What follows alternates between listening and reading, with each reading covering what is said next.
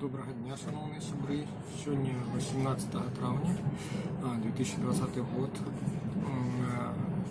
Сегодня начинается великое подорожжя у чужбину, а може на родзіму, як поглядеть. З города Славутска едет звычайный белорус у Гродно. У Гродно он едет для того, каб пайсці працаваць на дядьку у чужой краіне, каб зарабіць грошы. Прапанавалі мне працу. Дакладней сказаць, я знайшоў кампанію, якая зарэгістравана на тэрыторыі Рэспублікі Беларусь. Для мяне гэта было важна. Чаму важна? Для того, каб застацца рэзідэнтам Рэспублікі Беларусь. Гэта вельмі цікавы такі момант. Калі вы знаходзіцеся на тэрыторыі Рэспублікі Беларусь больш за полгода, то есть это 180 там з чымсьці дзён,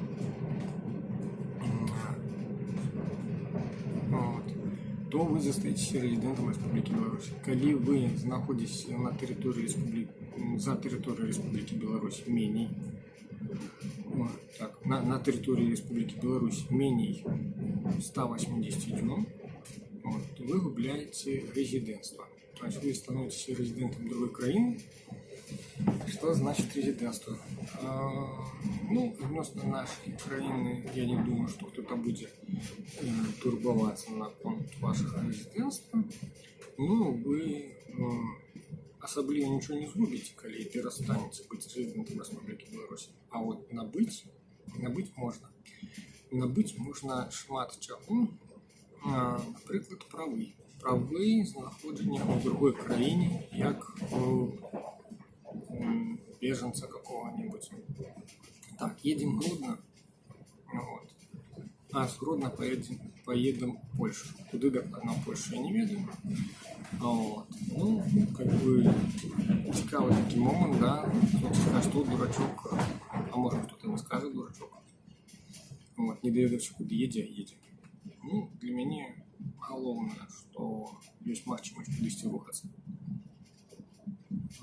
И зараз, в принципе, я сяджу, в той же самый момент я рухаюсь. Тягник едет. И с города Славутска. И конечный пункт назначения будет Гродно. Там с Гродно поедем уже у Польшу. Наконт резидентства. Чому важно, каб застаться резидентом? Коли вы застаетесь резидентом Республики Беларусь, у вас есть право стать депутатом, баллотоваться в депутаты. И, например, как хутка будет, вы можете заявить себе у кандидатом в президента Республики Беларусь.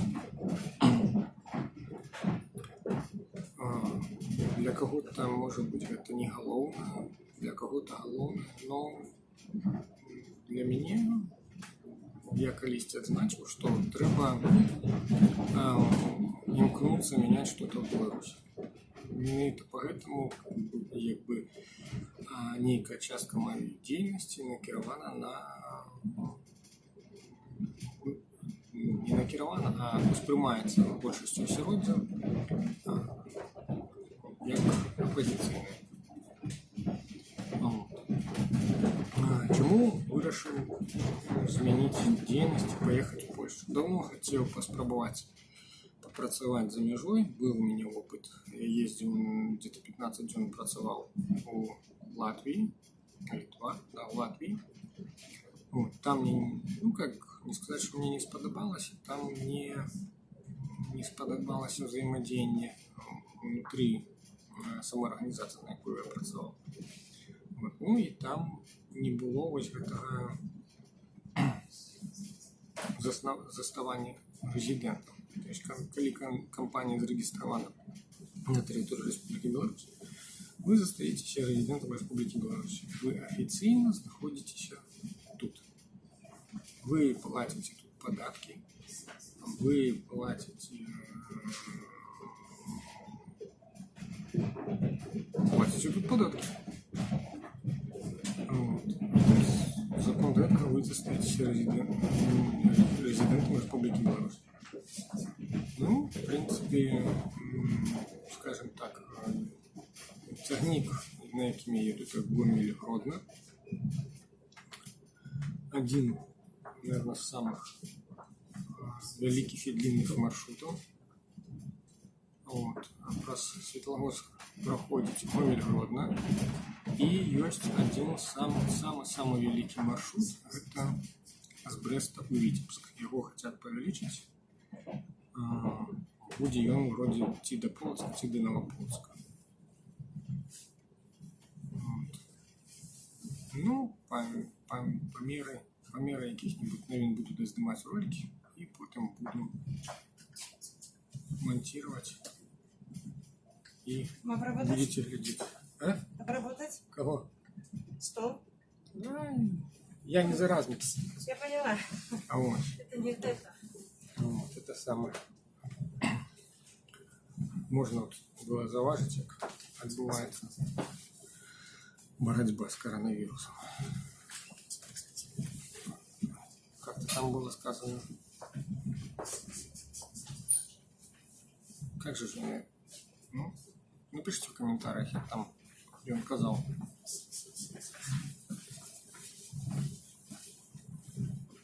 Вот, коронапсихоз.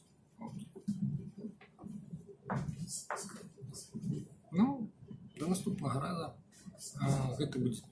Гэты ролик будзе смонтированы з некалькі частак, то есть гэта будзе відэа, потым за ним яшчэ якое-нибудь, напрыклад, ну я не ведаю, дзе там будзе цягнік спыняцца, дзе будзе цікава, я выйду, пахажу, падымаю, ну, жлобін не ведаю, пагляжу по часу, як там будзе, может жлобін таксама трохі паздымаю.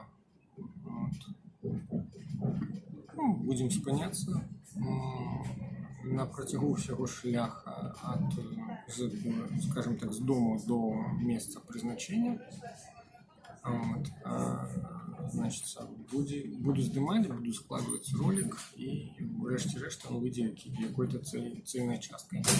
Да, наверное, треба распавесці, што наперадзе чакае 14 дзён каранціну.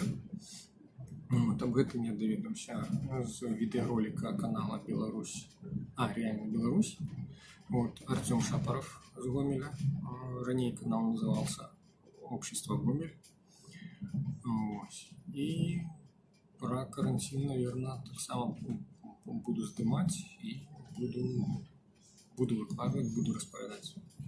Ну а пакуль зробім перапынак да наступнага сюжэту. Всяго найлепшага. Ну вось, станцыя Злобін. Ну, чым на кожны беларус ведае вядома, это так само, як і Светлогорску смярдзючы завод. Смердючий завод, только Светлогорску завод смердить какими-то там каптанами, мертил-каптанами. Вот. А тут в Жлобине, можно так сказать, металлургичная столица Европы. Вот. Ну, как минимум Беларуси. Знаходится самый буйный металлургічний завод. Он, до речі, не заважав. Надпись зроблена по-білоруську. Ось так. І менавіта гэты завод виділяє при пераплаўкі металла копоть, яка распаўсюджваецца на ближайшие районы. Ну, калі в Светлогорску завод смердить, то он и ветер на Светлогорск, то смрод гэты распаўсюджваецца на десятки километров. Были выпадки, калі до 15 кілометрів розповсюджувався народ. Ну, а у Жлобині трохи простей, розповсюджується на ближайшие районы, там 1,5-2 кілометра. Зараз зайдем, купим попить водички, квасу в дорогу. Не купил я с собой в Светлогорску. Так, чим я ще знакомит жлобинцы для дом? Буйная станция чыгуночная. Так, припинимся трохи. Не будем. Буйная чыгуночная станция. Якая, в принципе, размежевывая ЕМВ и Синтукские минеральные воды. Ничего себе. Вот, якая размежевывая, как раз разходится шляхи в бок Калинкович на Гомель. И в Калинковичах там так само расходится.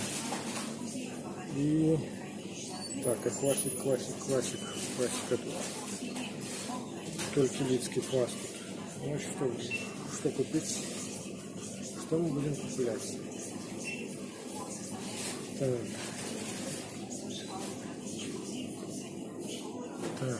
Так, что ж купить?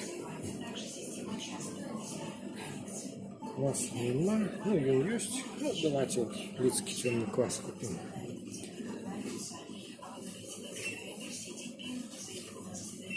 О, квасники новые. Беру за квас литровый. Натурального магнат. Продукт безалкогольный. Беру за квас. Квас броженый, пастеризованный, сок березовый, натуральный сахар, вода, смесь. Вот это возьмем. Вот. Кому цікаво, вот так вот выглядит.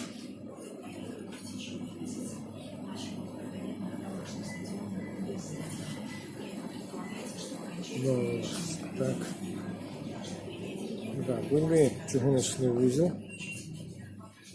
Наверное, один из самых буйных. Ну, якби.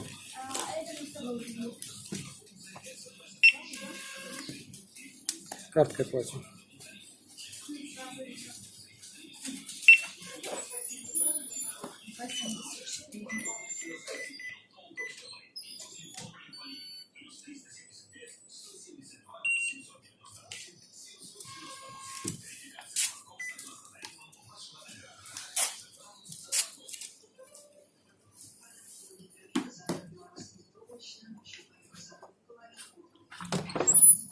Ось, буйний чыгуночный вузел. Був період у 90-х годах, я тоді якраз вчився в школі. Шмат світлогорців, світлогорчан, світлогорців, правильно, наверное. Ездили в Жлобин на мясцовый рынок, затверждаючи, что тут отдельнее и все, что тут можно купить, и оно тут тоней. Ну вот. Ездил я, коли был малый. Ну, цікаво было подорожничать, в другой город съездить. Вот, поэтому, наверное, на это и ездили. Вот. Что еще раз повесить про Жлобин? Ведаю, тут колись були на завод. Или на завод. Вот. Ну, прадпрыемства было закінуто і ліквідовано. Так, особливо буйных вытворчасцяў я больше не ведаю, каб былі у Жлобине. Хоть и долгий час, ну, жить не жил, но знаходзіўся в Жлобине. Была у меня тут сяброўка.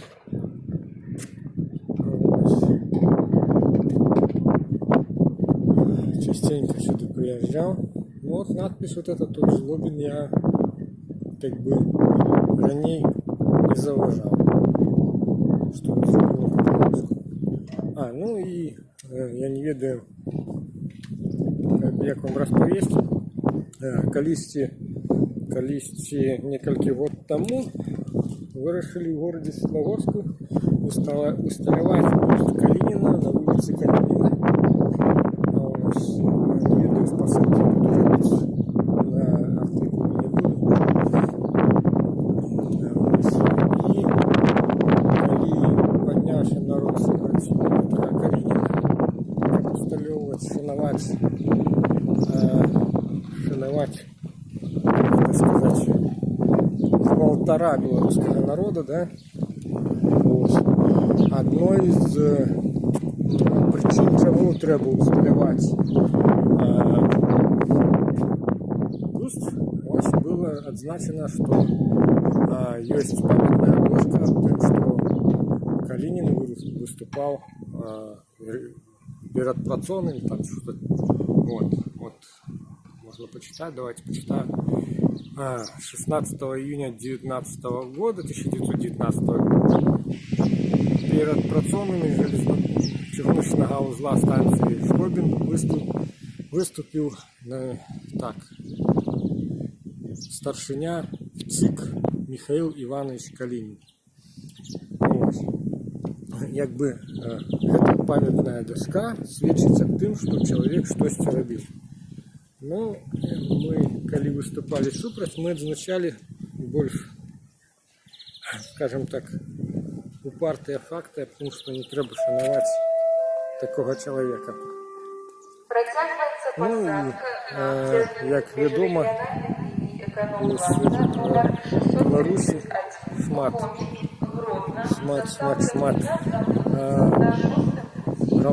раўняння на савецкае мінулае. 19:22. Зараз 5 хвилин. Ось.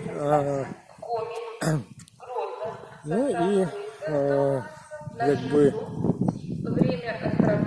історія була такова, що бюст усталявалі, шмат народу було супраць гэтага бюста. І врешті-решт хтось яго абліў фарбай. Ось яго зняли, прибрали з месцам сталёўкі, і больше он не з'являвся. Так, ну ось на чыгуначным вакзале, як і шмат на розных чыгуначных вакзалах, по-моему, не памятаю, Осиповичах так само ёсць. Усталёван такі вось паравоз.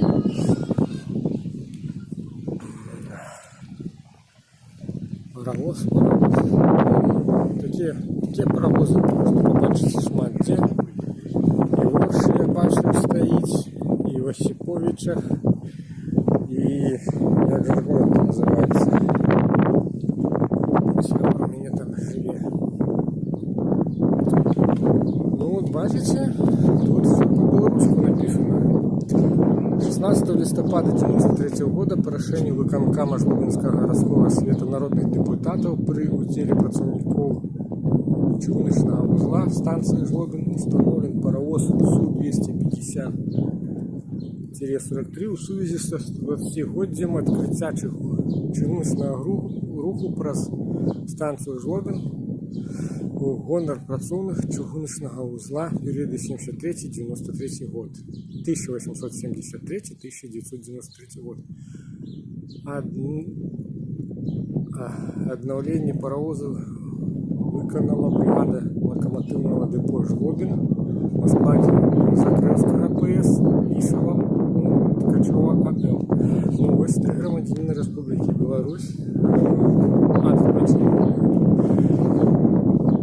Так, и там отшельничка СССР МТРМ завод Красное Солнова имени А.А. Жданова 1949 год. Ну, наверное, 43 это год модели. Уже трохи подгнил. Ну, не трохи, добре, наверное. Вот. Бачный, да, бачный, становится бачный. Вот. Подгниває трохи, разрушается, но все ровно. Добре, дякую хлопцям, що зробили. Таку інсталяцію. Да не тільки хлопцям, на вогу. Білорусам.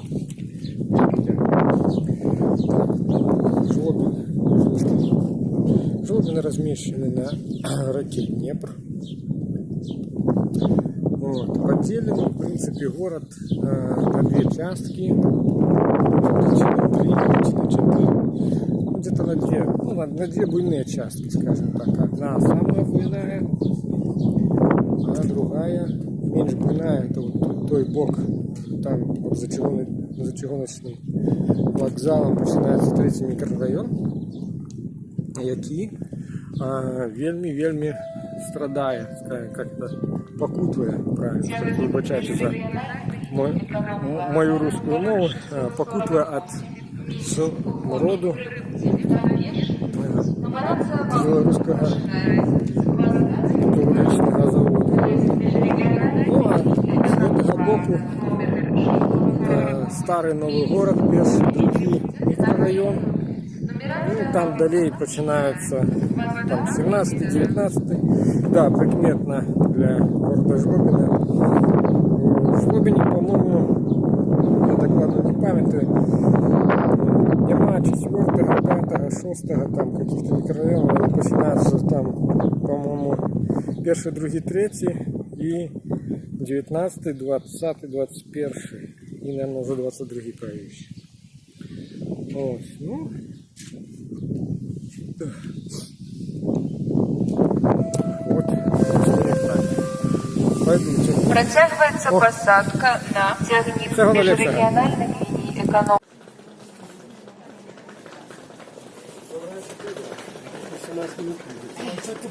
Так, ну ось, сябри, по ходу руху и бок Гродно, мы заезжаем после Жлобина, Бобруйское, Сикуичи. Там стоянки ветеранов пилинок по 5, по 6, вельми хуткие. И после Бобруйское, Сикуичи тягник заезжая у город-герой Минск. Город-герой Минск. Самый буйный город Беларуси. Столица. Я мяркую про это розповідати не треба. Что можно розповісти про Минск? Ну,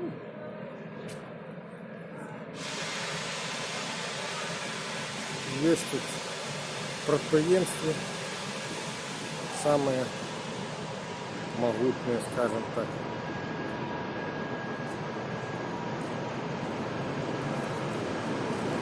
ЛТЗ, НАС. И они тут базуются и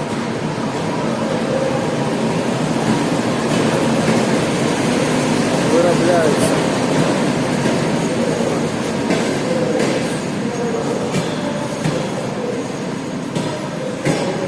Зараз у Мінську будується третя лінія метро. Тут уже вот год на год будет отчиняться.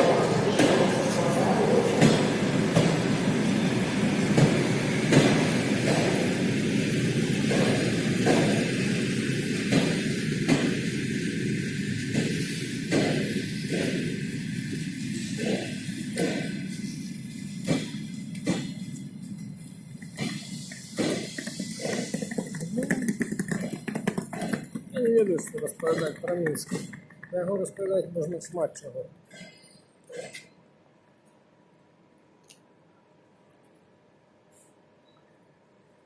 Як і в любой столиці, любой держави,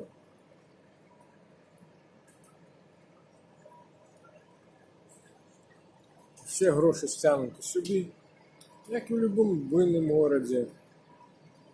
Жизнь тут ніколи не зупиняється, можна так сказати. В любой момент вы можете набыть все, что вам потребно, добраться с кропки А в кропку Б, без особливых перешкод. Шмат гандлевых центров. Да, до речі, где-то тут у Минску годинниковый завод. Годинники лучше выпускаются. каля станции метро парк Челюскинцев.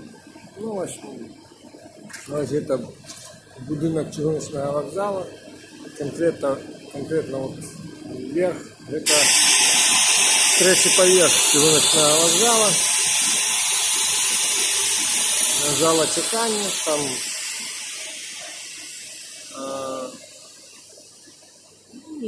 нічого особливого не являє собою.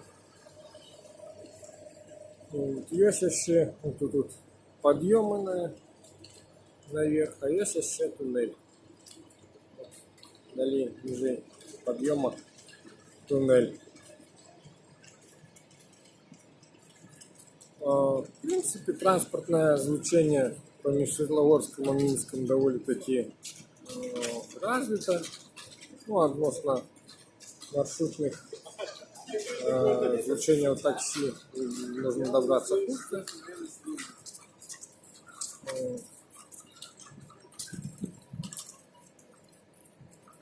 Чыгуночное звучение так само развито. Это связано с тем, что сам город Светлогорск размещен на чыгуночной артерии, можно так сказать, поміж Петербургом и Одессой. Вот. Проклали путь. Ну, а с Минска можно доехать в любую трубку Беларуси. Час отправления 23:24. Улица региональной линии эконом-класс номер 637, город Гродно, находится на ряд 9:30. Время отправления 23 часа 24 минуты. Ну, после Минска мы поедем в один из самых буйных чыгуночных узлов Барана еще. Приезжаем мы туда ночью, поэтому снимать не будем. Ну и, наверное, уже наступные здымки буду робить уже раньше по приезду в Гродно. Ночью буду отпочивать. Наперед еще целый день, а то может и полтора. Вот так. На этом, наверное, и закончим. До наступного сюжету. Доброго ранку, сябри. Закончилось чыгуночное подорожжя белорусского оккупанта, який їде в Польщу працювати. Приїхали ми на цягніку зі Світлогорська у Гродно. Зараз на чыгуночному вокзалі. Поглядел по мапе до автовокзала. Моя конечная пробка, скажем так, пребывания у Гродно, где сустракаемся с хлопчиками и едем далее. Вот это автовокзал. Тут 1 километр, ось, указали. Пойдем пешиком, недалеко. В принципе, после того, як мені зняв ролик, одразу лег відпочивати, перекусив трохи, лег відпочивати.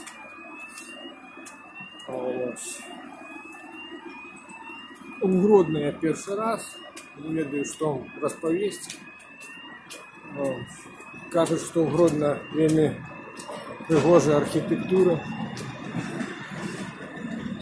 Вот. Город, кажется, старожитный.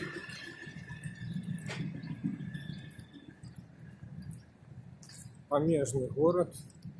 Недалеко межа с двумя краинами европейскими. Ну, Беларусь тоже же европейская краина, только мы про это не памятаем. Потому что все одразу забывают относят Беларусь.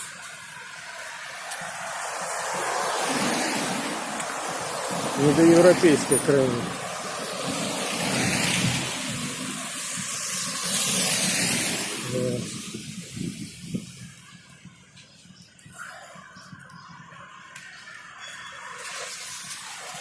Ну, на гэтым чыгуначная падарожжа закончылася. Ну, Гродно. Пойду я до аўтавакзала, не буду нічога здымаць. Не ведаю, што распавядаць. Падарожжа як падарожжа, ніякіх таких асаблівых эксцэсаў ці прыгодаў не было. Ось. Крочим до аўтавакзала. А там побачим, может, что-нибудь здыму, який-нибудь відеоролик. Ну, всього найлепшого. Чыгуначная падарожжа закончилась. Пакуль.